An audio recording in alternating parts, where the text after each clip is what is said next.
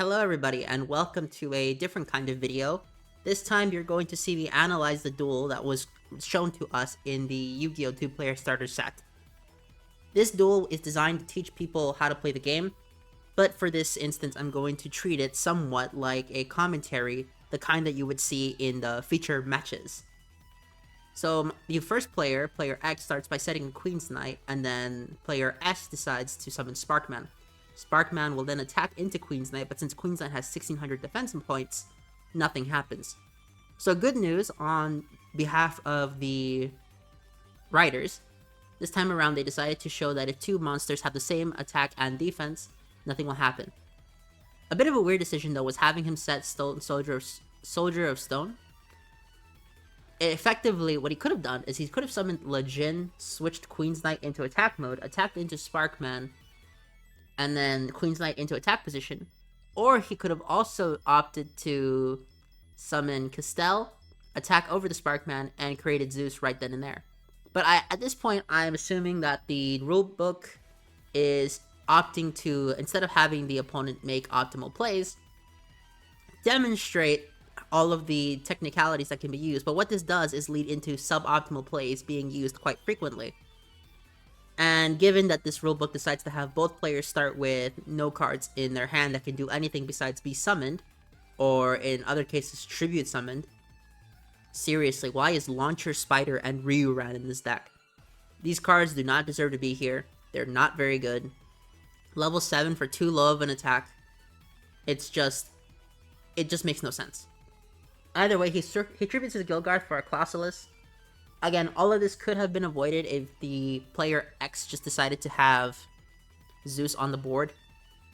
From there, player X would have had such an overwhelming lead, and player S likely would not have been able to recover, especially because of the horrible draws that are going to appear later on throughout this. So player X decides to trade in the Rabid Dragon to draw 2, and of course Konami decides to give him 2 trap cards that can be used on the opponent's turn. This is something that, while it does teach a fundamental mechanic of the game, it teaches cost, it teaches about drawing outside of your draw phase, and it also teaches trap cards. This is a bit of a disservice to the player, given that trap cards for battle have not been used in a long time in this game, unless a very niche archetype has it as an in-hand activation. Meaning that the plays here, really, while they do teach you the rules of the game, and I have to give Konami credit for that, they don't actually demonstrate all of the correct moves to make here. For example, Clausulus attacking into player X flipping no entry creates a situation where, sure, he'll be able to summon Dark Magician, but early on, he would have been able to do so much more. Summoning Dark Magician here, I get it's for the anime flavor because, you know, people like Kazuki Takahashi's work, and I respect that. It just doesn't fit here. Especially considering this is the deck to teach people, and outside of a dedicated Dark Magician build, I can't think of anyone playing Dark Magician in their deck in the modern day. Or Backup Rider for all that. Backup Rider and Impachi is a combo that I don't think I will ever see outside of this one interaction. Don't get me wrong, it does teach the power of boosts, and then Draining Shield will demonstrate the power of gaining life points. So it does teach, but it does such a disservice to the purchaser that it doesn't tell them enough. Now, you could argue that instead of a synchro deck like this, they could have given them an actual Monadium deck if they really felt like it, or they could have given that the structure deck for Red Demon's Dragon just came out, they could give a structure deck for Stardust Dragon instead, and then have player X get a Sprite deck or something. But they're not going to do that. And again, this does teach flip effects here, but if you wanted to teach flip effects, you could have given them a Shadal deck, Konami. The fact of the matter is, I think that someone at Konami still believes pile.deck is still a functional strategy that works. Don't get me wrong, you could make the argument for something like Dragon Link being considered pile.deck. But the thing is, Dragon Link has an overall strategy that works together. None of these cards work together to create a cohesive strategy in any way. Storming Mirror Force is actually a really cool card though, so I have to give credit to that. So he draws into Call of the Haunted. And some of you might notice that I'm really not following zone rules. This is partially due to the fact that, one, I didn't have enough space and I really want to show my 2020 remote duel setup, which likely I will not ever get to show again on this channel simply because, well, the truth of the matter is, remote dueling isn't that big anymore among my friend group, so I can't use this, and if I ever want to participate in a remote duel event, I assume they would have to host one, and I don't think they are. But I digress. And two, because this box does not come with zones. It doesn't come with a mat. And the fact that this box doesn't come with a mat is also a disservice to the player. There is no mention of zones anywhere in this box, to my knowledge. You could argue, oh, but the pictures have the people put them in zones. At the same time, you could argue that from the new player's perspective, they just see it as a way for everything to fit neatly, to show the audience how everything could look. It doesn't say this is how you put your zones. So my question here is, what happens when a poor chap decides to play a game against a real person, and then they get hit with imperm? What are they going to do? They don't know about imperm. They don't know how that works. How are they going to rule it? They won't know. And again, this duel itself isn't the worst thing in the world. It's the definition of average duel, okay? The definition of mid. It's not a terrible duel, but it's not a good duel either. It's just okay. And this issue is something that I have with a lot of product. I guess you could say that this is the most average duel I've ever watched, and you probably would be right. I'm also not ashamed of any of my setup here. This is actually how I used to remote duel, and nobody said anything back in the day. So the opponent draws card D, so he plays Swords of Revealing Light to avoid dying for 3 turns, and then card D, sack to draw 2. Okay. Not bad. This is actually a good move. And then Eldritch shows up, and I'm wondering, how come this starter deck has all of these basic cards that don't really do anything? Oh, here's DD Crow, and I love how this is gonna go. But at the same time, features busted-ass cards like Eldritch the Golden Lord. Now, don't get me wrong, Eldritch the Golden Lord isn't exactly the best deck at the moment, but it's strong enough that it makes this duel a bit of a one-sided matchup, unless player S decides to have Coral Dragon on the field.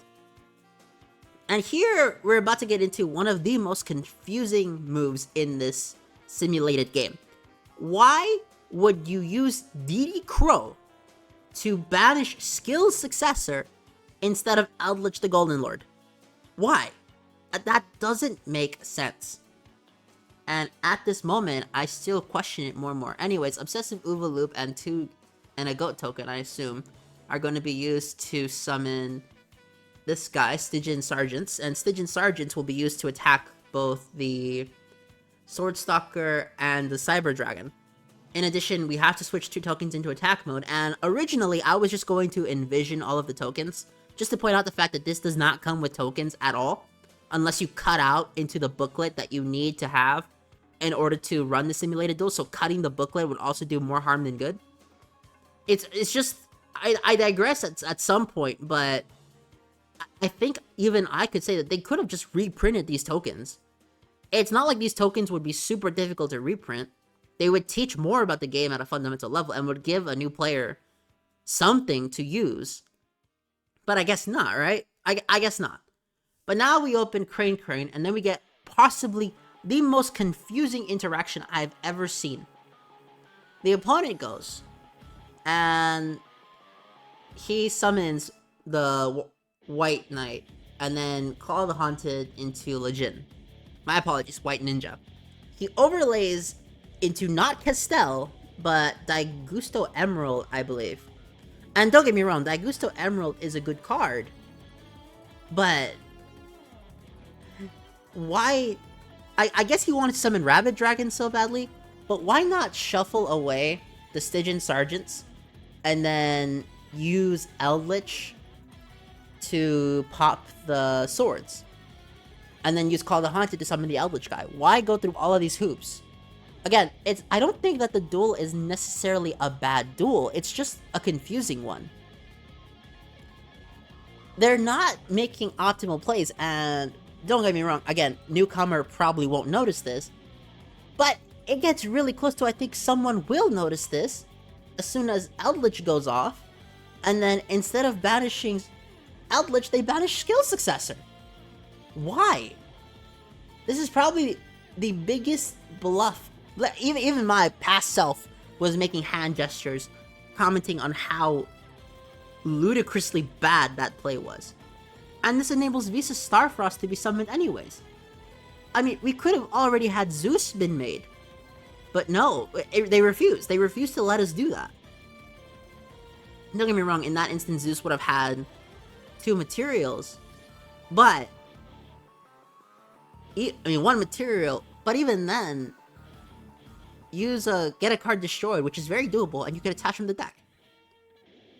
I don't know. It's one of those things where I get that this is a tutorial duel to teach people how to play the game, but at a certain level, you just have to question the merit of this deck actually teaching the game when the sample duel they have provided has too many misplays to be considered a good enough sample to teach people. I think that if you're going to make a sample duel, you want to have a duel with as few mistakes as possible, so that you could really show what a game would look like, as opposed to anime nonsense, because that's what this feels like. It feels like they're trying to replicate the anime by having really cool moments where high attack monsters hit the board, and cards get destroyed left and right, and it seems like every turn is a thriller where they're doing some crazy combos. But that's not even true in the real game. The real game has enough time between turns where sometimes the best move is a very defensive move. Here, it really does seem like they're just trying to make every turn crazy after the end of the normal monster stall at the beginning. Which, by the way, the normal monster shenanigans could have been avoided early on if Zeus was just played. And I know I'm harping on the whole Zeus just getting played being what fixes everything, but that's partially why I'm questioning it. Zeus being played earlier in the duel makes this duel effectively a what if. I mean, don't get me wrong, this is definitely a cooler duel than what I suggested, but the way I see it is, if you're going to write a duel in a way where the best plays possible are what make the action. This is partially why I like Vrains, even though they also break this rule on occasion. For example, Blue Angel versus Playmaker. Blue Angel actually had an FTK in hand, but refused to use it. And there would have been absolutely nothing Playmaker could have done about it, but that's a really rare example. More often than not, in the anime, they tend to play well for Vrains. Arc 5, not really, and then other shows I can't be too certain of. But at least now, we get the summon of Zeus. And I know why they did it this way. They wanted to have the Monadium versus Zeus, their big mech monsters, be what is summoned at the end for the epic clash of proportions.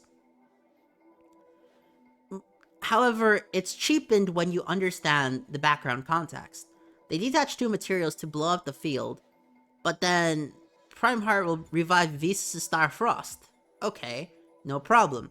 But now the opponent summons Chiron the Mage, and I guess another instance of misplaying. He didn't have to summon Chiron the Mage. He could have attacked, used Barrier Resonator, and then I guess on the next turn it would have led to a fissure, but he could not have known that. I mean, I guess he couldn't have known Barrier Resonator either, considering that that card is completely out of archetype.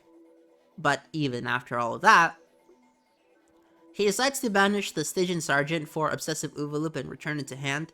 I know that in the context that we have, Chiron the Mage is the optimal play, but again, in what world are you seeing somebody fissure a AA Zeus? Okay, that doesn't happen. Why would this deck have this situation? I'm not even saying that this is the worst product in the world, because I actually do like this product, and duels you can get with these two are actually really fun.